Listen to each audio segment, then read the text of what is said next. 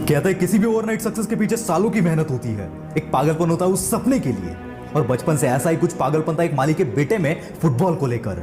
और इसी पागलपन ने इस बंदे को क्रिस्टियानो रोनाल्डो बना दिया, जो आज हर फुटबॉल लवर के दिल की धड़कन है। जी हाँ दोस्तों, मैं बात कर रहा हूं फुटबॉल की पहचान द क्रिस्टियानो रोनाल्डो की। आज ये सब जानते हैं कि ये बंदा अरबों के बंगले में रहता है, करोड़ों की गाड़ियों में घूमता है, पर इस कामयाबी के पीछे का स्ट्रगल और नंबर 1 बने रहने के लिए जो मेहनत है उससे कुछ ही लोग रूबरू है। और आज इस वीडियो में इस बंदे के कुछ किस्से सुनने के बाद आप भी बोलोगे कि कामयाबी ऐसे बंदों से दूर रह ही नहीं सकती। रोनाल्डो के कोच बताते हैं एक दिन उन्होंने रात को ऑफिस की खिड़की से कुछ पेड़ों को हिलते देखा।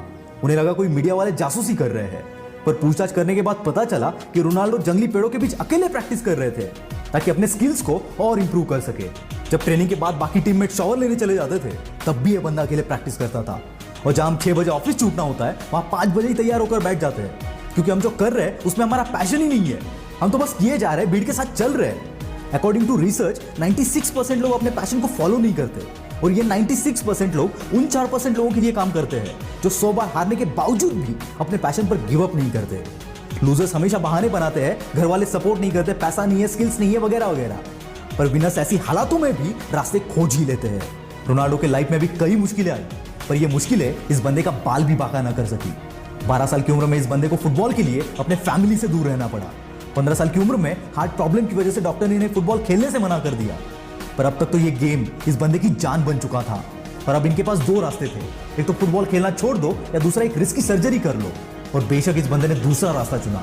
इससे उभरे नहीं थे तभी दूसरा पहाड़ टूट पड़ा। ज्यादा शराब पीने की वजह से इनके पिता की डेथ हो गई, जिसने रोनाल्डो को बहुत बड़ा सदमा पहुंचाया। पिता के बाद घर का खर्चा चलाने के लिए इनकी मां को दूसरों के घर में काम तक करना पड़ा। इतनी मुसीबतों के बावजूद इस बंदे ने अपने पैशन के लिए मेहनत करना नहीं छोड़ा। ये होता है पागलपन, अपने पैशन के लिए, अपने सपनों के लिए। और ऐसे ही पागल लोग आगे चलकर दुनिया के लिए मिसाल बन जाते हैं। रोनाल्डो के फिटनेस कोच मोरी बताते हैं चैंपियंस लीग का मैच खेलने के बाद जब रोनाल्डो रात को 2 बजे शहर लौटे तब उनके सारे साथी घर चले गए। वहां ये बंदा सीधा ट्रेनिंग सेंटर जाकर वर्कआउट करता है। मैच जीतने के बाद और दुनिया का सबसे महान खिलाड़ी बनने के बाद भी ये बंदा रुकने का नाम नहीं लेता। और ऐसा ही कुछ होता है विनर्स का एटीट्यूड, जो दूसरों से नहीं खुद के कल से कंपीट करते हैं खुद को और बेहतर बनाने के लिए।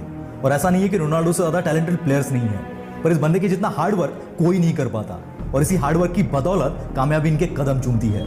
दोस्तों, नंबर 1 बनना जितना मुश्किल है उससे कई मुश्किल है नंबर 1 बने रहना। और रोनाल्डो हर रोज वो सब कुछ करते हैं जो उन्हें नंबर 1 बनाए रखे। रोनाल्डो के एक दोस्त उनके बारे में बताते हुए कहते हैं ट्रेनिंग सेशन के लिए रोनाल्डो सबसे पहले फील्ड में आते हैं और दिन भर के हार्ड प्रैक्टिस के बाद सबसे लास्ट घर जाते हैं। ऐसा ये किस्सा ये बताते हैं दिन भर प्रैक्टिस के बाद ये रोनाल्डो के साथ उनके घर चले गए। उनके साथ डिनर करने के बाद उन्हें लगा कि रोनाल्डो अब रेस्ट करेंगे, पर फुटबॉल लेके ये बंदा वापस प्रैक्टिस करने चला गया। रोनाल्डो की वाइफ से पूछने के बाद उन्होंने बताया कि he never get satisfied with his practice.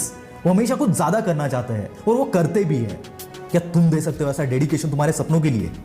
जरूर दे सकते हो। बस प्यार करो अपने उन सपनों से, और तब तक ना रुको जब तक कि वो सपना हकीकत में ना उतर जाए। फिर उसके लिए दुनिया इधर की उधर क्यों ना करनी पड़े। All the best.